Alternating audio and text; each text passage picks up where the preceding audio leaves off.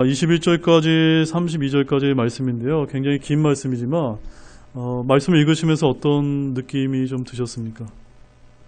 아무래도 이렇게 크고 두려운 주의 날에 관한 이런 재앙에 관한 그런 말씀보다는 어떤 내용이 많이 담겨 있습니까?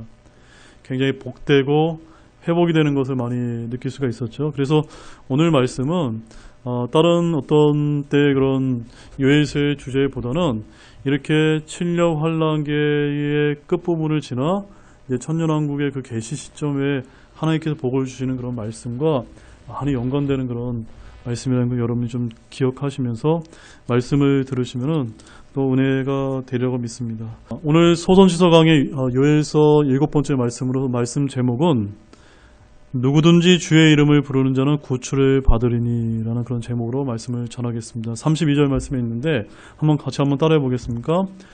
누구든지 주의 이름을 부르는 자는 구출을 받으리니. 여기서의 왜 구원이라고 안 하고 구출이라고 했을까요? 이 동일한 말씀이 로마서 10장에 있거든요. 거기는 누구든지 주의 이름을 부르는 자는 구원을 받으리라 라고 되어 있어 saved라고 하는 단어를 썼습니다. saved. 근데 여기는요 delivered라고 하는 단어예요. 단어가 틀려요. 그래서 여기 이제 요엘서에서 말씀하고 있는 이 누구든지 주의 이름을 부르는 자는 구출을 받으리라고 하는 것은 일단 경륜적으로도 우리가 대상이 아니구나 라는 것을 우리가 이런 용어적인 차이를 통해서도 조금은 이제 암시하고 있다는 것을 우리가 이제 정도면은 우리가 이 말씀을 좀 분별할 때가 됐다라고 저는 그렇게 말씀을 드립니다. 자, 오늘 말씀은 주의 날, 즉 7년 환란기에 있을 이스라엘의 회복에 관한 말씀입니다. 뭐라고요? 이스라엘의 회복에 관한 말씀입니다. 즉 요엘서 2장의 핵심 진리 중 하나는 7년 환란기 때 이스라엘의 구원에 관한 진리로서 주의 이름을 부르는 자는 구원을 받으리라는 이 말씀에서 7년 환란기 때, 다른 때가 아닙니다. 7년 환란기 때 유대인들이 구원받는 방법을 지금 요엘서 말씀에서 핵심적으로 알려주고 있다는 그런 말씀입니다. 한마디로 이 말씀을 누구에게 적용하면 안 됩니까? 지금 우리 신약교회에 우리 그리스도인들에게 적용하면 안 된다는 말씀입니다. 오늘 우리가 이제 본문 말씀을 읽어보면 뒤에 보면 늦은 비와 이른 비와 늦은 비 나와 있죠. 그리고 우리가 신약시대 오순절 성령 강림에다 많이 이렇게 은사주의자들이 갖다 붙이면서 방언을 해야 된다든가 이렇게 기적을 행해야 된다든가 원래 그렇게 가르치는 이런 교회들이 은근히 꽤 많이 있습니다. 절대로 우리 교회 적용에서는 안 되는 그런 말씀이라는 것을 반드시 여러분들이 이제 기억을 하셔야만 됩니다. 주의 이름을 부르는 자는 구원을 받는다고 말씀하고 있는데 여러분들이 기억하셔야 될 것은 율법을 지키는 유대인들이나 율법이 없던 이방인들이나 율법 이전이나 율법 이후나 사람이 구원받는 방법은 몇 가지입니까? 오직 한 가지입니다. 어떻게 받을까요? 로마서 10장 13절 말씀처럼 누구든지 주의 이름을 부르는 자는 구원을 받으리라. 한번 따라해 보겠습니다. 누구든지 주의 이름을 부르는 자는 구원을 받으리니. 구출을 받는 것이 아니라 구원을 받으리라입니다. 성경은 누구든지 주의 이름을 부르는 자가 구원을 받는다라고 전 시대에 걸쳐서 오직 믿음으로 예수님을 믿고 구원받음으로 구원받는다는 것을 말씀하고 있는 것입니다. 바로 예수님께서 그리스도시요 살아계신 하나님의 아들이심을 믿고 그분이 주이심을 마음으로 믿고 입으로 고백하는 사람들이 구원받는다라고 성경은 말씀하고 있습니다. 그러나 이교도들은 어떻습니까? 주의 이름을 부르지 않습니다. 또한 배교자들 역시도 결코 주의 이름을 부르지 않습니다. 그래서 우리가 이스라엘 역사를 가보게 되면 이스라엘이 타락했을 때 그들 중 주의 이름을 부르는 자가 없었다는 점입니다. 그들은 모두 누구의 이름을 부른 줄 아십니까? 하나님의 이름이 아니라 바알의 이름을 불렀습니다. 그래서 우리가 지금 주일마다 살펴보고 있는 열왕기상 18장 24절과 25절에 이런 말씀이 있습니다. 엘리야가 이렇게 얘기합니다. 너희는 너희 신들의 이름을 부르라. 바알을 부르라는 거죠. 나는 주의 이름을 부르리니 불러 응답하시는 곧 그분이 하나님이시라라고 이렇게 외친 바 있습니다. 대언자 엘리야가 갈멜산에서의 대결 당시 이스라엘의 종교는 바알교였고 곳곳에 바알의 산당들이 있었으며 바알의 대언자들이 활동을 했었습니다. 그래서 너희는 너희 신들의 이름을 부르라. 나는 주의 이름을 부르리니 라는 이 말씀은요, 사람이 누구를 부르는가에 따라서 구원이 결정된다고 하는 아주 중요한 진리를 저와 여러분에게 보여주고 있습니다. 이처럼 주의 이름은 영화롭고 두려워해야 할 이름입니다. 어떤 이름이라고요? 영화롭고 두려워해야 될 이름이라는 것입니다. 주의 이름을 부르지 아니하는 자들 위에는 주님의 진노가 부어지기 때문입니다. 우리 시편 79편 6절 말씀 한번 가보시겠습니까? 주를 알지 못한 이교도들과 주의 이름을 부르지 아니한 왕국들 위에 주의 진노를 부으소서. 주를 알지 못하고 그분의 이름을 부르지 않은 자에게 뭘 부으신다고요? 주의 진노를 부으소서. 여기서 주를 알지 못하는 이교도들, 주의 이름을 부르지 아니한 왕국들, 그들이 누구일까요? 한번 생각해 보십시오. 오늘날로 말하면요, 오늘 무슬림들은 알라로 부릅니다. 또 불교도들은요, 부처를 부릅니다. 유림들은요, 공자를 부릅니다. 카톨릭은요, 마리아의 이름이나 죽은 성인들의 이름을 부릅니다. 힌두교들은 자기들이 정한 그들의 신들의 이름을 찾고 부른다는 점입니다. 이들은 모두 주를 알지 못한 이교도들이요, 주의 이름을 부르지 아니한 이교도들이기 때문에 앞으로 오게 될 주의 날 7년 환란기가 오게 되면 이들 위에 무엇이 쏟아지는 겁니까? 주의 진노가 쏟아지는 것입니다. 그래서 성경 찾지 마시고 예레미야서 10장 25절 말씀에 이렇게 얘기합니다. 주를 알지 못하는 이교도들과 주의 이름을 부르지 아니하는 가족들 위에 주의 경노를 부으소서. 그들이 야곱을 먹고 삼키며 소멸시키고 그의 처소를 황폐하게 하였나이다 라고 말씀하고 있습니다. 즉 주를 알지 못하는 이교도들, 주의 이름을 부르지 않은 가족들 위해 주의 경노를 부어달라는 이 기도는요, 언제 정확히 문자 그대로 이루어질까요? 바로 우리가 배우고 있는 주의 날 7년 환란기 때 정확하게 성취된다는 그런 말씀입니다. 이스라엘을 둘러싼 중동의 모든 나라들이 이전에 바알의 이름을 불렀고 지금은 열렬히 알라의 이름을 부르고 있습니다. 이들 위에 주의 경노가 부어지게 됩니다. 7년 환란기 때 주의 이름이 지상의 모든 사람들에게 알려주는 그런 사건이 될 것입니다. 전쟁과 기근과 지진과 역병 등 각종 다양한 재앙을 통해서 그동안 주의 이름을 무시하고 멸시했던 땅의 모든 믿지 않는 사람들이 누구의 이름을 두려워하게 될까요? 주의 이름을 두려워하게 될 것이라는 겁니다. 그날이 지금 주의 날이다라고 지금 알려주고 있는 것입니다. 그래서 요한계시록 15장 4절 말씀 한번 가보실까요? 오 주여, 누가 주를 두려워하지 아니하며 주의 이름을 영화롭게 하지 아니하오리까? 오직 주만 거룩하시오니이다. 주의 심판들이 드러났으므로 모든 민족들이 나와 주 앞에 경배하리이다 하더라. 이 하나님의 경륜을 여러분이 이해하셨습니까? 예. 지금은 하나님께서 오래 참고 계신 것입니다. 참고 또 참고 또 참고 오래 참으시는데, 때가 되어서 주의 날이 됐을 때, 7년 환란기가 됐을 때는 그들이 모두가 주님을 두려워하게 될 것입니다. 언젠가 주의 이름을 부르는 때가 오게 될 것이다. 그것이 하나님께서 원하시는 마지막 경륜이라는 겁니다. 바로 이것이 7년 환란기란 전무후무한 재앙이 주는 가장 큰 열매들이 될 것입니다. 온 세상과 온 땅의 거주민들이 주님을 알고 그분의 이름을 부르게 되는 그런 때가 오게 된다는 사실. 저와 여러분 그것을 소망하는 거 아닙니까? 맞죠? 모든 사람이 주 앞에 무릎을 꿇고 경배하는 그 때가 옴을 저와 여러분이 굳게 믿는 가운데 이 말씀을 또 한 구절씩 좀 살펴보도록 하겠습니다. 자, 지금까지는 우리가 주의 이름을 부르는 것에 대해서 살펴봤고, 본문을 좀 보겠습니다. 21절 말씀 함께 읽겠습니다. 온 땅이여 두려워하지 말고 기뻐하며 즐거워하라. 주께서 큰 일들을 행하시리라. 뭘 행하신다고요? 큰 일들을 행하신다는 겁니다. 여러분, 이런 말씀을 보면 기대가 되지 않습니까?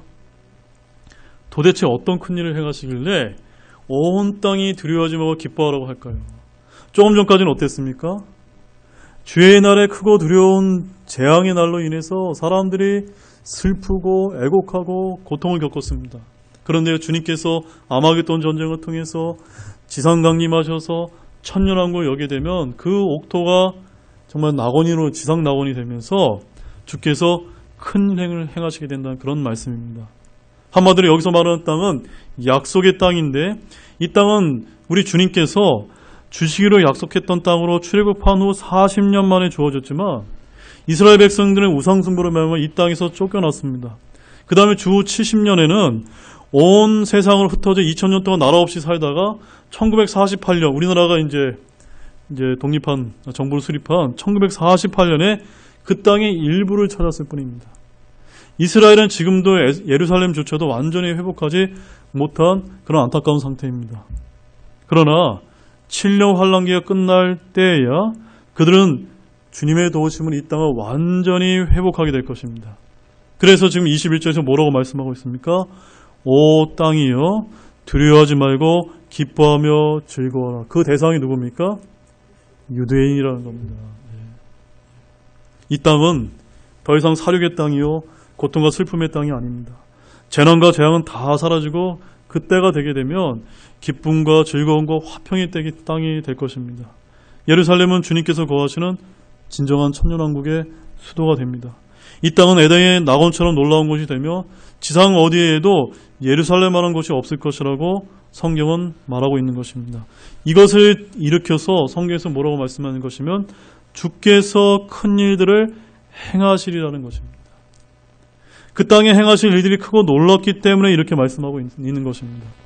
그 땅에서 모든 우상들이 제거되고 이교도들이 다시는 그 거룩한 땅을 짓밟지 못하게 되는 때가 오게 될 것입니다. 본문 22절을 보겠습니다. 들의 짐승들아 너희는 무서워하지 말라. 광야의 초장들이 싹을 내고 나무가 열매를 맺으며 무화과나무와 포도나무가 힘을 내는도다. 이 말씀 어렵지 않으시죠? 네.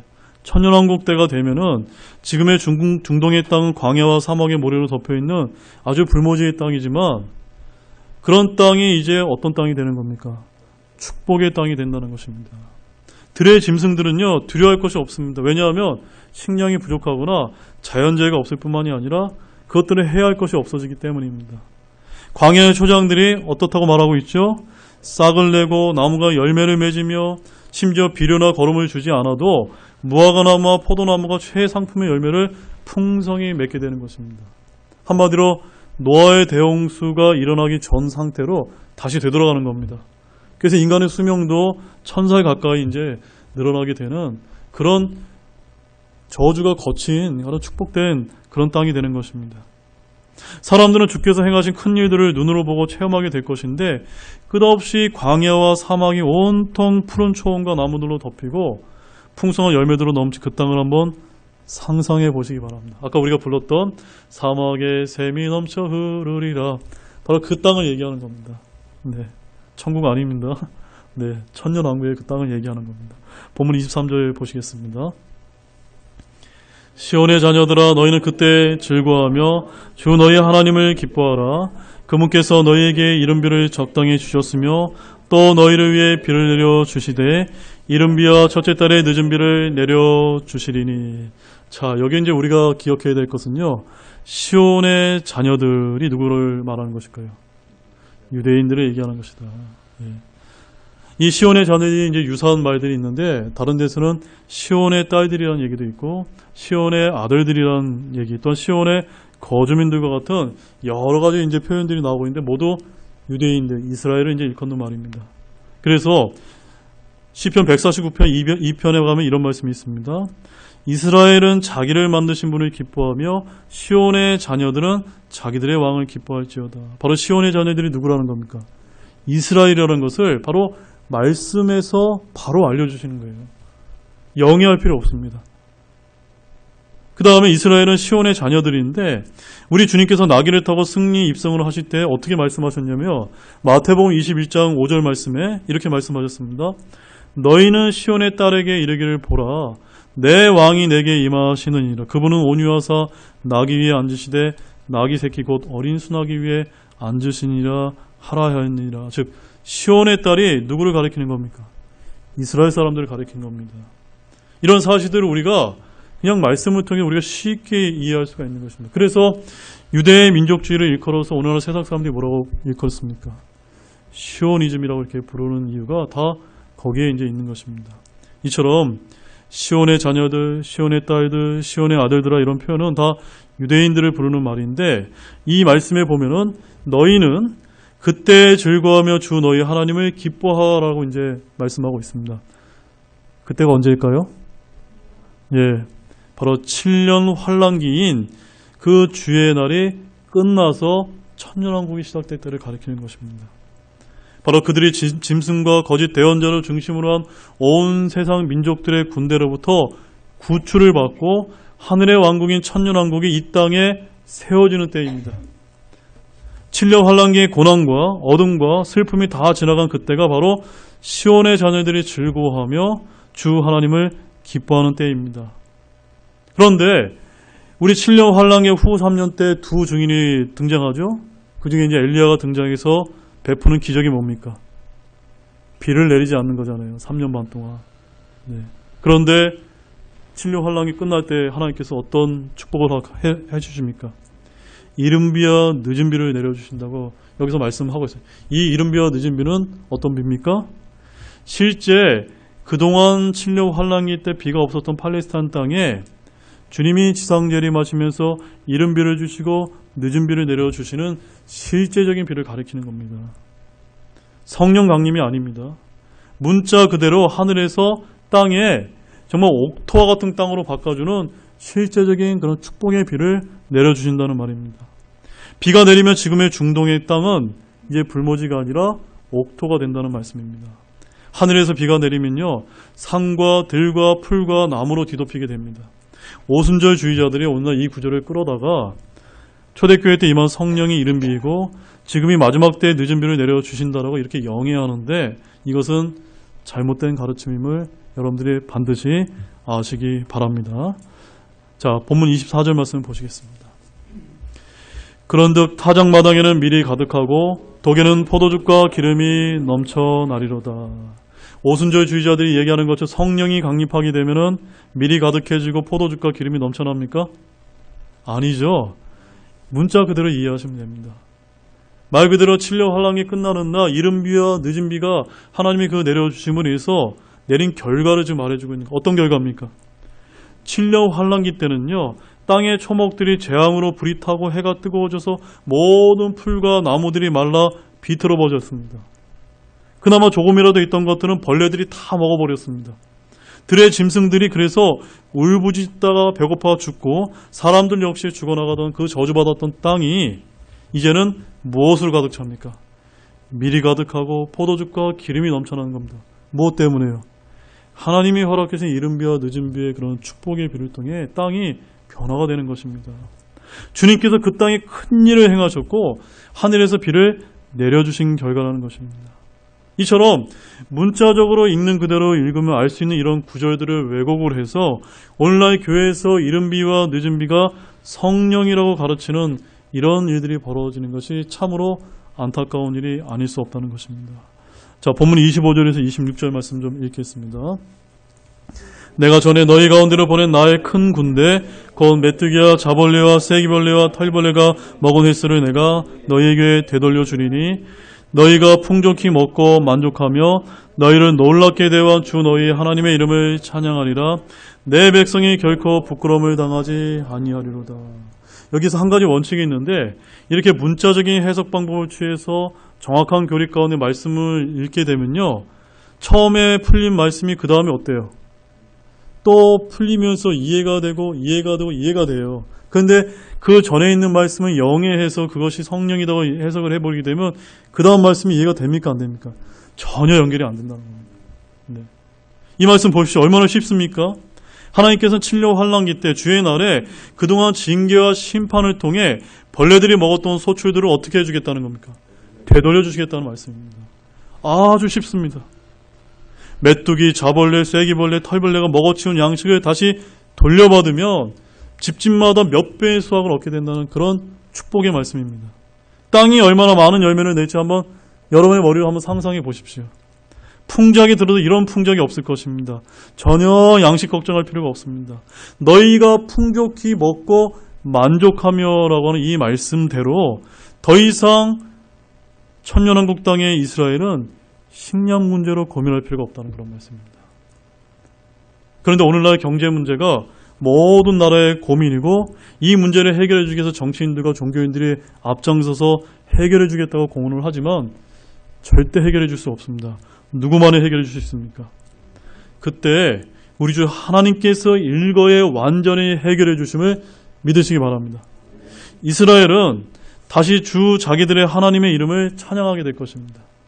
그들이 부를 하나님의 이름은 예수 그리스도이십니다. 자기들이 배척하고 찔러 죽였던 2000년 전에 죽였던 그 예수 그리스도를 주 자기들의 하나님이요 구원자이심을 알고 마지막 칠려 환란기가 끝나는 날 속죄하면서 주의 이름을 부르게 된다는 말씀입니다. 바로 예수라고 하는 이름이 지금 유대인들 사이에는 경멸의 대상이지만 그때가 되면 온 사람들이 찬양하는 이름으로 바뀌게 된다는 그런 말씀을 하고 계신 것입니다. 그렇게 될 때 일어나는 결과가 뭐라고 말씀하고 있습니까? 내 백성이 결코 부끄러움을 당하지 아니하리라. 내 백성 누굽니까? 이스라엘 백성, 유대인들을 가리키는 겁니다. 우리 교회가 아닙니다. 네. 말씀대로 더 이상 유대인들이 세상에서 멸시받는 일은 다시는 없게 된다는 약속의 말씀입니다.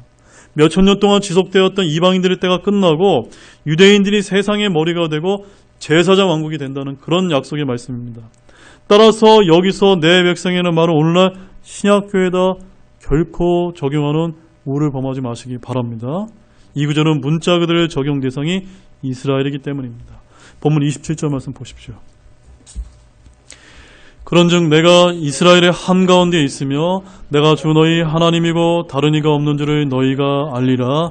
내 백성이 결코 부끄러움을 당하지 아니하리라. 자, 이 말씀도 우리가 쉽게 연상을 해볼 수가 있습니다. 바로 이스라엘을 떠났던 그 하나님께서 육신으로 자기 백성에게 오셨지만 우리 유대인들이 예수님을 배척하고 2000년 전 십자가에 못 박아 죽였습니다. 그래서 예수님께서 부활 승천하셔서 하늘로 올라가셨고 다시 7년 환란기가 끝나고 주님께서 몸소 이 땅에 재림하시는데 그때 천년왕국이 거치게 될 때 이스라엘의 한가운데 거하게 될 것임을 약속하고 있는 말씀입니다. 예루살렘의 천년왕국의 성전이 세워지게 되고 주님께서 친히 그 왕자에 앉으시겠다는 그런 말씀입니다. 그런즉 내가 이스라엘의 한가운데 있으며 라는 말씀은 영으로 거한다는 그런 말씀이 아니라 지상재림하신 주님께서 친히 그들을 한가운데 우리 눈으로 볼 수 있게끔 육신 가운데 거하신다는 말씀입니다. 바로 예루살렘의 도시의 이름이 주께서 거기 계시다가 됩니다.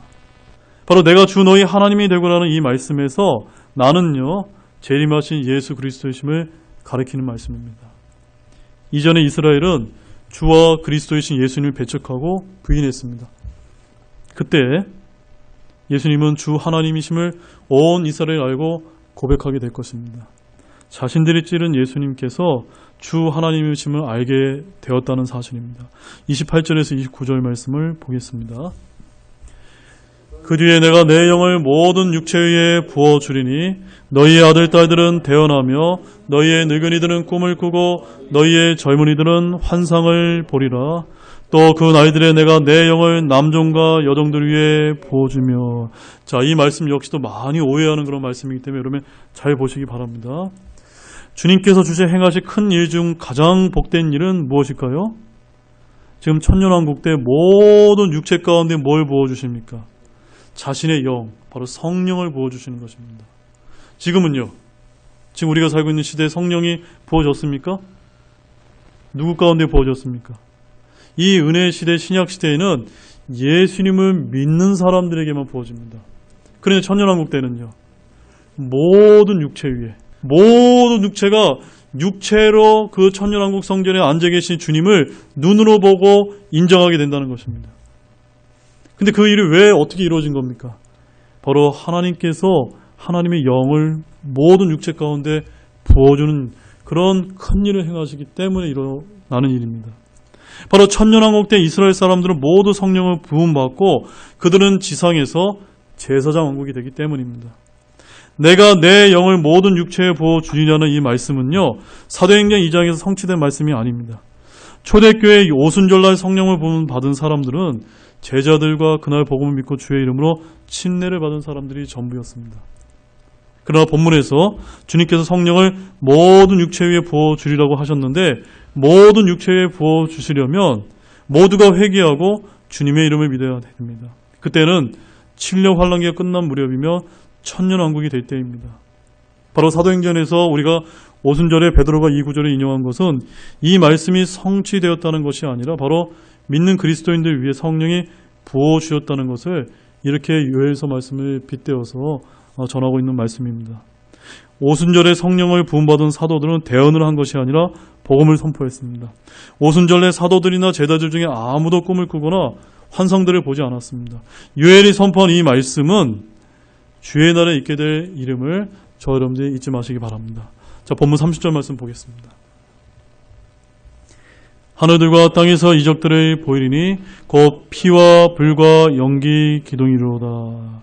자, 성경 어디에도 성령님이 임한 초대교회 당시 오순절날 하늘들과 땅에 피와 불과 연기 기둥들과 같은 이적들이 있었다는 그런 기사를 저희는 볼 수 있습니까? 없습니까? 전혀 없었습니다. 바로 초대교회 때 성령이 임한 사건이 요엘서의 대언이 문자적으로 성취되었다는 이런 적용은 완전히 잘못된 적용이라는 것을 여러분이 꼭 기억하셔야만 됩니다. 바로 주의 날 7년 환란기 끝에 이스라엘 민족이 민족적으로 회심하고 회개한 뒤 그들은 모두 주의 이름으로 침례를 받고 주 예수 그리스도의 이름을 부르게 될 때 하나님께서 하늘에서 그들 모두 위에 성령을 부어주시게 되는 겁니다. 그 다음에 그 표적으로 뭘 주시는 겁니까? 하늘들과 땅에서 피와 불과 연기 기둥들이 있게 될 것이라고 말하는 것입니다. 그래서 28절과 29절에서 하나님은 그 뒤에 또 그 날들에라고 분명히 말씀하고 있는 것이 그것을 가리키고 있습니다. 바로 예언의 성취 시점이 분명하게 언급되어 있는 것입니다. 언제입니까? 바로 7년 환란기가 끝난 뒤에 있을 일이라는 것입니다. 십자가의 사건 뒤가 아닙니다. 이런 말씀을 문자 그대로 읽는 대로 믿는 대신 상징적으로 비유적으로 영해해서 자기가 믿고 싶은 대로 믿는 사람들이 오늘 얼마나 많은지 모릅니다. 자, 마지막 31절 말씀을 또 읽겠습니다. 크고 두려운 주의 날이 이르기 전에 해가 변하여 어둠이 되고 달이 변하여 피가 되려니와. 자, 주의 날은 크고 두려운 7년 환란기의 날입니다.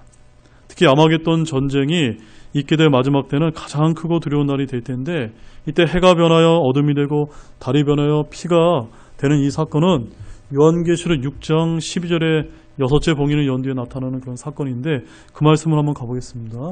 요한계시록 6장 12절 말씀입니다. 그분께서 여섯째 봉인을 여신 뒤에 내가 보니 보라 큰 지진이 나며 해는 머리털로 짠 상복같이 검게 되고 달은 피같이 되며. 그러나 요한계시록에서 이렇게 간단하게 이제 표현을 해놨는데 소선지서나 대선지서 이것도 아주 상세하게 이렇게 연결해서 보면 더 자세하게 이제 풀어놓고 있다는 그런 것을 우리가 이제 알 수가 있습니다. 바로 땅에는 지진이요, 하늘에는 해는 어둠이요, 달은 피같이 되는 아주 기이한 그런 현상이 표적으로 이제 주어지게 되는데요. 이런 일이 있기 전에 하나님은 자기 천사들을 보내서 하늘에서 영존하는 복음을 전하게 됩니다. 어떤 복음이요? 영존하는 복음입니다. 복음이 몇 가지가 있습니다. 크게 한 3가지 정도로 나눌 수가 있는데 지금 우리 신약 시대는 어떤 복음입니까? 은혜의 복음입니다. 그 다음에 7년 환란기 때는요, 왕국 복음입니다. 그래서 예수님을 믿고 그 믿음으로 짐승의 표를 거부해야 됩니다. 지켜야 돼요. 끝까지 견뎌야 됩니다. 그 다음에 7년 환란기가 끝에 가게 되면은 사람들이 전하는 게 아니라 누가 전합니까? 천사들이 전하는 영전하는 복음이 있습니다. 그 말씀 한번 가보겠습니다. 요한계시록 14장 6절 말씀입니다. 또 내가 보니 다른 천사가 하늘 한가운데에 날아가는데 그가 땅에 거하는 자들 곧 모든 민족과 족속과 언어와 백성에게 선포할 영존하는 복음을 가졌더라. 이 천사가 전하는 이 영존하는 복음에는 예수 그리스도의 복음이 포함되어 있지 않습니다. 그 말씀이 어디 나와 있냐면 7절 말씀 보십시오. 이 천사가 7년 환란기 끝에 어떤 복음을 전하는지 보십시오. 그가 큰 음성으로 이르되 하나님을 두려워하고 그분께 영광을 돌리라. 그분의 심판의 시각이 이르렀으니 하늘과 땅과 바다와 물들의 근원들을 만드실 분께 경배하라 하더라. 여러분 이해 가셨습니까? 은혜의 복음이 아닙니다. 왕국 복음이 아닙니다. 이 복음은요, 7년 환란기를 끝내는 마지막 아주 무시무시한 재앙으로 지상재림하게 될 때 너희들이 이제 심판의 시간이 얼마 안 남은 겁니다. 그래서 하나님께서 7년 환란기에 남아있는 이런 사람들에게 마지막 기회를 주신 것입니다. 누구를 통해서요? 천사들을 통해서 영존하는 복음을 전하는 거예요. 영존을 한 번 더 회개할 수 있는 기회를 주시는 겁니다. 그래서 성경에는 복음도 이렇게 여러 가지 종류가 있는데 다 같은 복음이 아니라는 것을 여러분이 경륜적으로 세대적으로 잘 구분하셔야만 됩니다. 자, 그러면 7년 환란기 때 이런 표적이 있을 때 누가 구원을 받게 될까요? 마태복음 24장 13절 말씀해 보면은 그러나 끝까지 견디는 자 곧 그는 구원을 받으리라고 말씀합니다. 바로 성경은 7년 환란기 때 끝까지 견디는 자가 구원을 받는다는 것입니다. 지금 우리 신약 시대의 믿음으로 오직 은혜로 구원받는 것과 다른 경륜이라는 것입니다.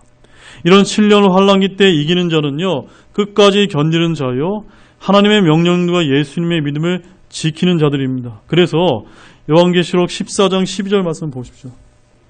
14장 12절 말씀 함께 읽겠습니다. 여기에 성도들의 인내가 있나니 곧 여기에 하나님의 명령들과 예수님의 믿음을 지키는 자들이 있느니라 하더라. 자, 그래서 위에 부분을 보게 되면요, 어떤 말씀이 나오냐면 짐승의 표에 관한 말씀이 9절에서 10절 말씀에 계속해서 나옵니다. 9절에서 11절까지 말씀을 보면 7년 환란기 때 이 환란 성도들이 예수님만 믿어야만 되는 것뿐만이 아니라 짐승의 표를 거부하는 것까지 끝까지 지켜야 되거든요. 그래서 12절 말씀이 뭐라고 얘기합니까? 하나님의 명령들과 예수님의 믿음을 지키는 자들, 이 구원받는 경륜이 다른 겁니다. 이해 가셨죠? 그래서 크고 두려운 주의 날이 이르기 전에 해가 변하여 어둠이 되고 달이 변하여 피가 되는 이 하늘의 표적은 그 7년 환란기에 남은 자들이 7년 환란기 때 끝까지 견뎌서 이기는 자가 될 수 있는 그런 계기를 마련해 주는 것이 될 것이라고 성경은 말씀하고 있는 것입니다.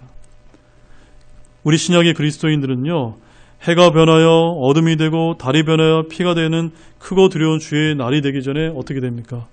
모두 주님께서 공중강림하실 때 저 하늘로 들림받아 휴거되어서 이제 우리는 영원토록 주님과 함께 있게 될 것입니다.